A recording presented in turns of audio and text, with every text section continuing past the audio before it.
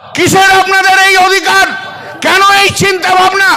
বাবরি মসজিদ ধ্বংস করার পর রাম মন্দির তৈরি করেছেন বলেই আজকে সারা ভারতবর্ষ জুড়ে মুসলিম সম্প্রদায়ের মধ্যে আপনারা লড়াই লাগাতে চাইছেন।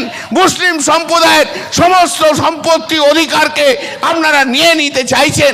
আপনারা ঘুরপথে বলতে চাইছেন যেটা মসজিদ নয়, এখানে মন্দির ছিল, এটা দরগা নয়, এখানে মন্দির ছিল। এই লড়াই আমরা লড়তে দেব না। আমরা এই লড়াই লড়তে দেব না। ভারতবর্ষের বুকে হিন্দু মুসলিমের লড়াই নরেন্দ্র মোদী আপনি যতই চেষ্টা করুন লাগাতে আমরা দেব না, আগাতে আমরা দেব না। দরকার হলে আরো রক্ত বইবে আমাদের শরীর থেকে, কিন্তু হিন্দু মুসলমানের ঐক্য এই ভারতবর্ষের বুকে থাকবে। সেই ঐক্যকে নষ্ট করতে দেব না। আমি আমার ছোটবেলায়, আমার মনে আছে, আমার ছোটবেলা থেকে যখন একটু বড় হয়েছি, আমি তো বিভিন্ন জায়গায় ট্রান্সফারেবল ছিল আমার বাবার চাকরি। সে হরিপাল বলুন, পান্ডুয়া বলুন, আমি গেছি, পড়াশুনো করেছি। তো দরগা দেখা যায়, দরগা ছোট ছোট দরগা। আজ থেকে 30 বছর আগেও অনেক মসজিদ ছিল না, কিন্তু দরগা ছিল।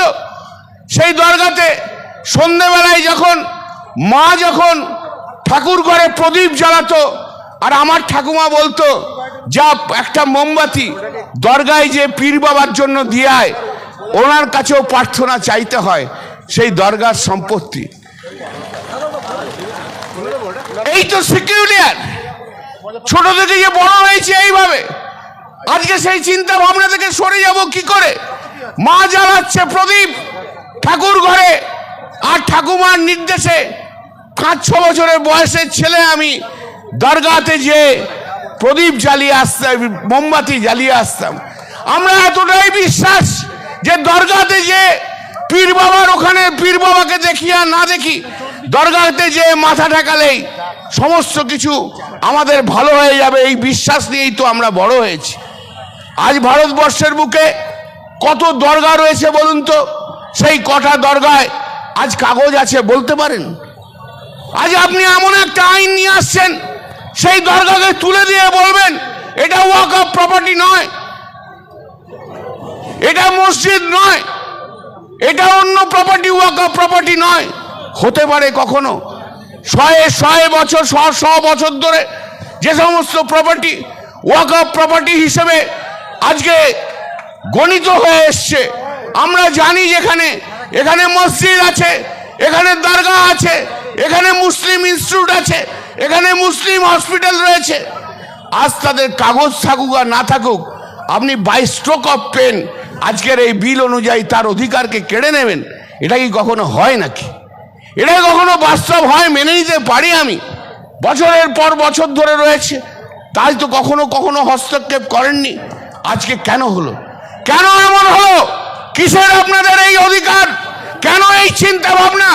বাবরি মসজিদ ধ্বংস করার পর রাম মন্দির তৈরি করেছেন বলেই আজকে সারা ভারতবর্ষ জুড়ে মুসলিম সম্প্রদায়ের মধ্যে আপনারা লড়াই লাগাতে চাইছেন। মুসলিম সম্প্রদায়ের সমস্ত সম্পত্তি অধিকারকে আপনারা নিয়ে নিতে চাইছেন।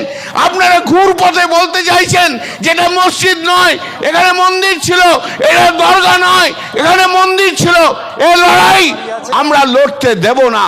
আমরা এই লড়াই লড়তে দেব না। ভারতবর্ষের বুকে হিন্দু মুসলিমের লড়াই নরেন্দ্র মোদী আপনি যতই চেষ্টা করুন লাগাতে আমরা দেব না, আগাতে আমরা দেব না।